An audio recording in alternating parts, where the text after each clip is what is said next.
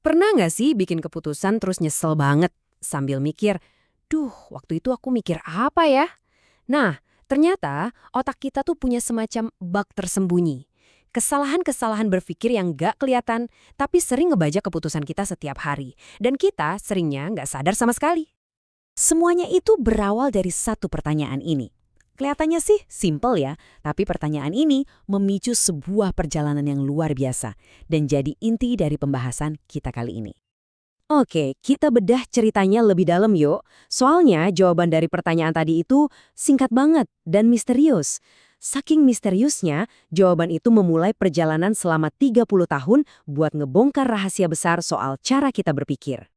Dan jawaban dari si pembimbing itu cuma satu kata, tanpa penjelasan apa-apa. Jawabannya cuma, ya. Jawaban sesederhana itu justru memaksa si penulis buat nyari tahu sendiri gimana caranya psikologi bisa beneran menyelesaikan masalah di dunia nyata. Sebuah perjalanan yang ternyata mengungkap sesuatu yang luar biasa tentang otak kita. Jadi apa yang dia temukan? Ternyata pikiran kita itu penuh sama yang namanya masalah berpikir, atau istilah kerennya bias kognitif. Hal-hal inilah yang sering menyesatkan kita, dan polanya bisa diprediksi. Anggap aja ini kayak bug tersembunyi di sistem operasi mental kita. Tapi yang menarik banget nih, ini tuh bukan cuma sekedar bug atau error. Sebenarnya ini adalah fitur bawaan dari otak kita. Fitur yang berevolusi buat bantu kita bertahan hidup. Cuma ya gitu, kadang-kadang fitur ini malah salah tendak. Terus dampaknya apa? Wah, gede banget. Bug ini bisa mempengaruhi segalanya. Mulai dari urusan personal, kayak kebahagiaan kita, sampai ke masalah sosial yang besar seperti perpecahan. Jadi ini bukan cuma kesalahan kecil-kecilan ya, ini kekuatan yang ikut ngebentuk dunia kita. Oke, sekarang kita lihat salah satu bias yang paling kuat pengaruhnya. Kecenderungan kita buat nyari informasi yang ngebenerin apa yang udah kita yakini. Gini deh, kita coba main teka-teki kecil ya, biar kebayang gimana bias ini bekerja. Siap? Oke, jadi urutan angka 2, 4, 6 ini pas banget sama aturan rahasia yang saya punya. Kelihatannya gampang kan? Pertanyaannya, aturannya apa? Coba deh pikir sebentar, urutan angka apa yang bakal Anda tes selanjutnya buat mecahin teka-teki ini?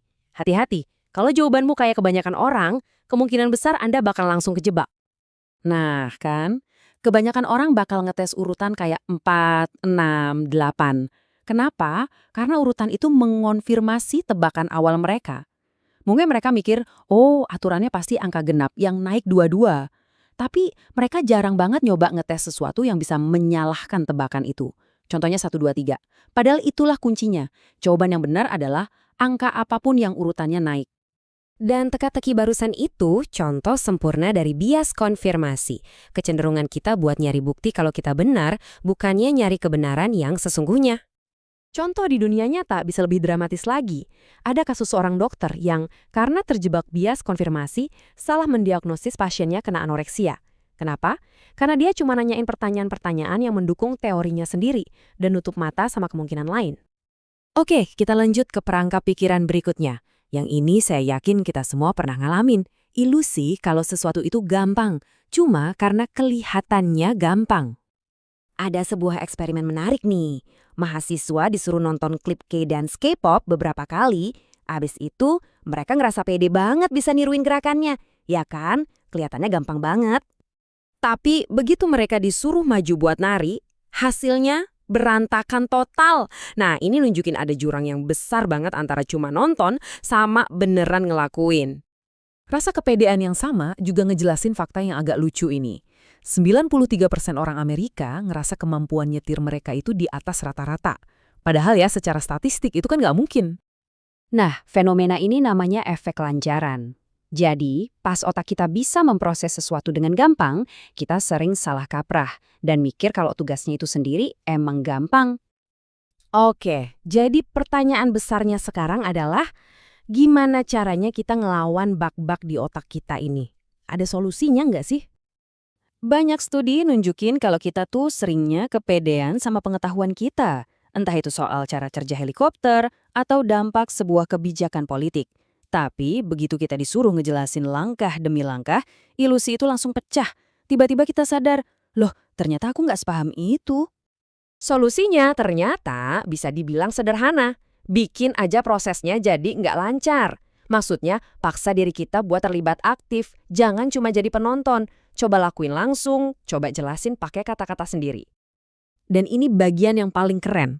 Pas orang disuruh ngejelasin kenapa mereka dukung satu kebijakan politik, ilusi kalau mereka paham banget itu hancur. Dan hasilnya, pandangan mereka jadi lebih moderat, jadi lebih di tengah-tengah, dan mereka jadi lebih mau dengerin ide lain. Coba bayangin deh dampaknya kalau ini kita terapkan di dunia kita sekarang. Nah, sekarang kita balik lagi ke titik awal, ke pertanyaan yang memulai semua pembahasan ini. Jadi setelah 30 tahun mencari, jawabannya tetap sama. Ya, tentu saja ya. Dengan ngertiin dan ngelawan bug di otak kita bisa bikin keputusan yang lebih baik, jadi lebih rendah hati, dan ya, tentu aja kita bisa bikin dunia ini jadi tempat yang lebih baik. Pertanyaannya sekarang buat kita semua, bug mana di pikiran kita yang mau kita hadapi duluan?